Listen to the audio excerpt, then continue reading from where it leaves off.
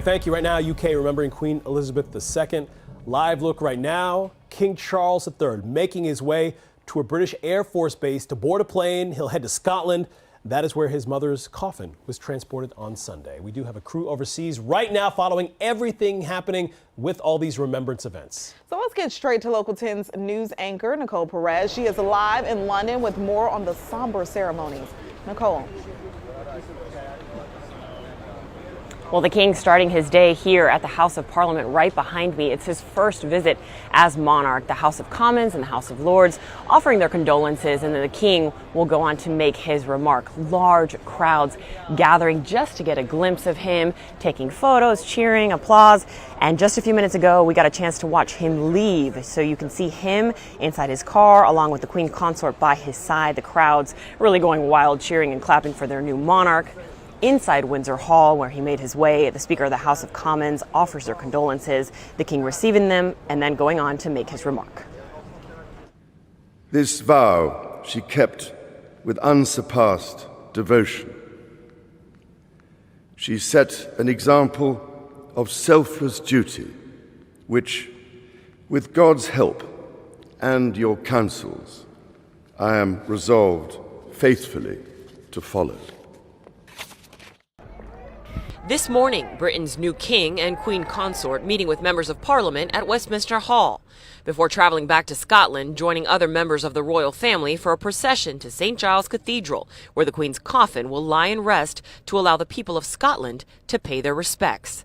The Queen's final journey beginning on Sunday, her casket draped in the Scottish royal standard, adorned with a wreath of her favorite flowers, leaving her beloved Balmoral estate and taking the long road towards Edinburgh. Just important to say goodbye. She's been on the throne for a long time. So, yeah, it means a lot. Sorry. Across the Scottish countryside, thousands lining the way to say goodbye. She loved Ballater, she loved Royal Deeside, and we loved her as well. Some even throwing flowers as the hearse drove by. In some places, farmers showing up with an honor guard of tractors. It was the farming community doing their part to show their appreciation for what she'd done for agriculture. Later down the road, a dozen horses paying tribute to the Queen, an equestrian in her younger years. And in Edinburgh, this final leg of the procession, eventually met by members of the Royal Regiment of Scotland. We're part of history standing here.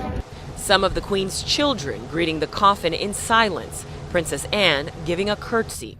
Charles III, also formally proclaimed king in Scotland, Northern Ireland, and Wales.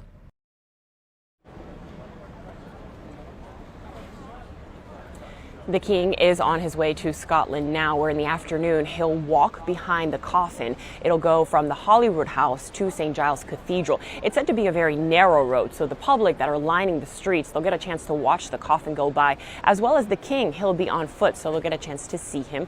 They'll have 24 hours to pay their respects in London before the coffin is then brought here to London tomorrow. We're live in London. I'm Nicole Perez, Local 10 News. Nicole, you've been there for several days, and as you mentioned, the process moves to Scotland for the next couple of days. But we know, as you reported, that they will eventually return to London. The streets in Scotland, very narrow. Obviously, it's a whole different setup there in London. I'm sure you're seeing some of the preparations that are being made for the eventual return of the Queen's coffin. What have you seen? Absolutely, Eric. Since yesterday we were at Westminster Abbey, we were already watching the high rises go up because, as you can imagine, there's a lot of media from all over the world here reporting on this moment in history. So we saw the high rises go up. The streets are closed every which way you look. So anytime we were trying to get somewhere, like even today, the House of Parliament, we had to take alternate routes and the taxis were just telling us everything is closed.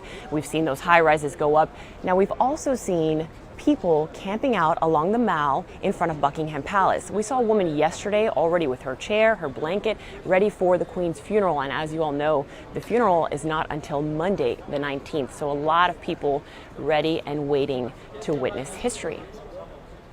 All right, our very own Nicole Perez live from London. Thank you, Nicole. Here is a list of the events scheduled for today. At 7:45 this morning, the King and Queen arrive in Edinburgh, Scotland. First traveling to the Palace of Holyrood House, and then at 8:20, the King will inspect the Guard of Honor and the ceremony of the keys will follow. And at 9:25 this morning, a procession will be held at St. Giles Cathedral. The King and Queen Elizabeth II's other children will follow on foot, with the Queen Consort and other members of the royal family following in cars. At 9:55 a.m., the coffin will be carried into the cathedral for a service. Then the coffin will rest there for 24 hours to enable the people of Scotland to pay their final respects.